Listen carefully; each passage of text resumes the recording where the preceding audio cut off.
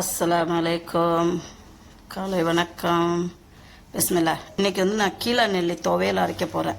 கீழா நெல்லி துவையலுக்கு இங்கே வருங்க, எங்கள் வீட்டில் கீழா நெல்லி ஒரு செடி ஒன்று நிற்கிது. அந்த கீழா நெல்லியை பறிக்கிறேன். கீழா நெல்லி துவையல் கிட்னிக்கு நல்லது, சுகர்காரங்களுக்கு நல்லது, கேன்சர்காரங்களுக்கு நல்லது. அப்புறம் நம்ம ரத்தத்தை சுத்தம் பண்ணும். இதெல்லாம் இந்த கீழா நெல்லிக்கு இருக்குது. அதே மாதிரி பசி இல்லைன்றவங்களுக்கு நல்லது.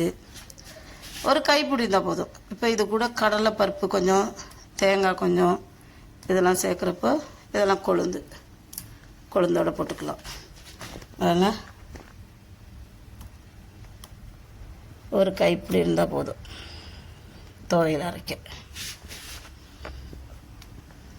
நான் இன்னைக்கு கீழா நெல்லி துவையல் அரைக்கிறதுக்கு வாங்க, இதுக்கு என்னென்ன பொருள் வேணும்னு காமிக்கிறேன். இங்கே பாருங்கள், இந்த கீழா நெல்லிக்கு சட்னி அரைக்க தேவையான பொருள் எடுத்து வச்சுருக்கிறேன். இது கீழா நெல்லியை நல்லா கழுவிட்டு எடுத்து வச்சுருக்கிறேன். அதுக்கு ஒரு 4-5 பூண்டு பல் வச்சுருக்கேன். சின்ன வெங்காயம் ஒரு 7-8, ஒரு சின்ன புளி. இங்கே தேங்காய், என்கிட்ட ஃப்ரெஷ் கருவேப்பிலை இல்லை, அதனால் காஞ்ச கருவேப்பிலை, கொஞ்சம் கடலைப்பருப்பு, தேவைக்கேற்ற நமக்கு தேவையான அளவு உப்பு எடுத்துக்க போகிறோம். இதுதான். இதை இப்போ எல்லாம் கொஞ்சம் எண்ணெய் விட்டு நான் இதெல்லாம் வதக்கணும்.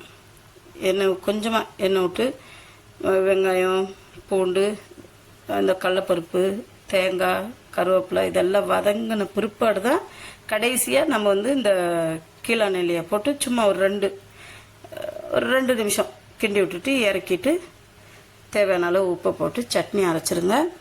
செம்மையாக இருக்கும். ஆனால் கொஞ்சம் கசப்பாக இருக்கும். ஆனால் உடம்புக்கு அவ்வளோ நல்லது. கிட்னிக்கு, கேன்சர்காரங்களுக்கு, சுகர்காரங்களுக்கு எல்லாருமே சாப்பிட்லாம். இதே மாதிரி தான் கத்தாழை துவையலுக்கும் தேவையானது. கத்தாழை இப்போ கீழா நெல்லி இல்லைன்னா இதே அளவுக்கு கத்தாழை கொஞ்சம் எடுத்து வச்சுட்டிங்கன்னா இதே இப்போ என்னென்ன எடுத்து வச்சுருக்கணும் அதே தான் கத்தாழை துவையலுக்கும் தேவையான பொருள். வாங்க, இனி நான் இதெல்லாம் போட்டு வதக்கிட்டு சட்னியாக காமிக்கிறேன். வாங்க, இங்கே பாருங்கள், எல்லாம் நல்லா வதக்கிட்டேன். தேங்காய், வெள்ளைப்பூண்டு, வரமிளகாய், ஒரு சின்ன புளித்துண்டு, அப்புறம் வெங்காயம், இது கடைசியாக கீழா நெல்லியை போட்டிருக்கேன். கடலைப்பருப்பு கொஞ்சமாக தேங்காய். ஏன்னா நான் ஒரு ஆள் எங்கள் வீட்டில், எனக்கு தாராளமாக போதும். நீங்களும் இதே மாதிரி செய்யுங்க. பிடிச்சிருந்தா ஷேர் பண்ணுங்கள், சப்ஸ்கிரைப் பண்ணுங்கள், லைக் பட்டனை ப்ரெஸ் பண்ணுங்கள். ஓகே, மறந்துடாதீங்க. Mixing channel. ஃபைனலி கீழா நெல்லி துவையல் ரெடி ஆகிடுச்சு.